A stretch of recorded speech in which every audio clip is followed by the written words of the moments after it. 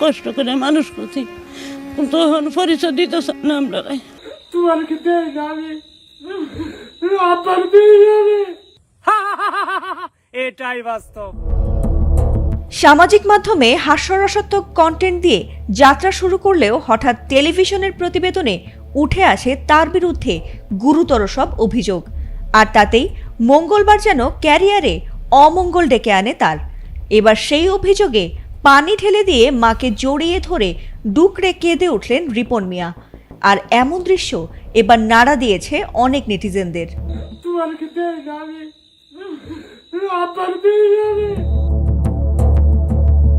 Content creator Ripon মিয়া, যার আঞ্চলিক ঢঙের video একদিন ভাইরাল করেছিল তাকে, এবার সেই মানুষটি হঠাৎ আলোচনার কেন্দ্রবিন্দুতে আসেন তার বাবা মায়ের গুরুতর অভিযোগে।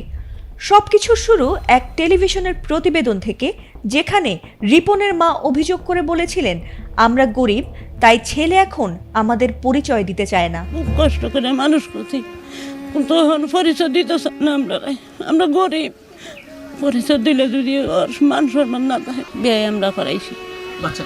বাচ্চা এক ছেলে এক মেয়ে। আমরা আল্লাহ যে বাইরে রাখছে এই বেশি সুখী। তখন তার কাছে গিয়ে খুঁজে আনানোর দরকার কি? সে যখন বড় হয়েছে আরো বড় দোয়া করি আমরা।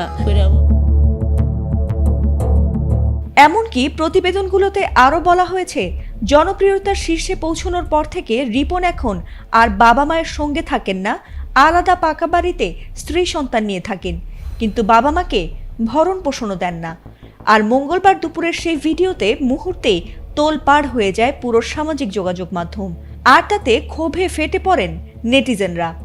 কেউ কেউ লিখেছেন, খ্যাতি মানুষকে আর মানুষ থাকতে দেয় না। আবার কেউ মন্তব্য করেছেন, মায়ের কষ্টের কান্না শুনে রিপনের ভিডিও আর বোধহয় দেখা উচিত হবে না। আর এমন ঘটনায় বেশ বিপাকে পড়েন রিপন মিয়া। কিন্তু রাত গড়াতেই পরিস্থিতি ঘুরে গেল একেবারে উল্টো দিকে। ছড়িয়ে পড়ল নতুন এক ভিডিও, যেখানে দেখা গেছে রিপন মিয়া তার মাকে জড়িয়ে হু হু করে কাঁদছেন। এ সময় আঞ্চলিক টানে তাকে বলতে শোনা যায়, তোমারে দেহি না আমি, আব্বারে আমি দেহি না, ইডা তুমি কি করলা মা, আমার জীবনটা শেষ করলা। আর ছেলের সেই কান্নায় তাকে জড়িয়ে ধরেও কেঁদে উঠলেন মাও।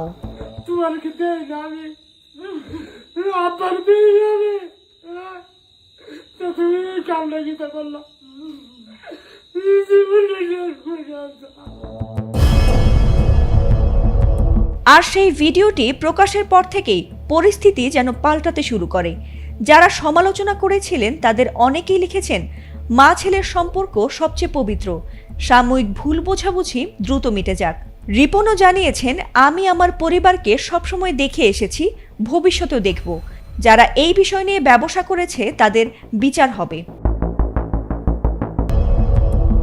এর আগে সোমবার দুপুরে নিজের ফেসবুক পেজে দেওয়া এক পোস্টে রিপন মিয়া দাবি করেন, কয়েকজন টিভি সাংবাদিক কোনো অনুমতি ছাড়াই আমার বাড়িতে ঢুকে পড়ে, ঘরে নারী সদস্য থাকার পরও ভিডিও করে, আমার পরিবারকে তারা হেনস্থা করেছে।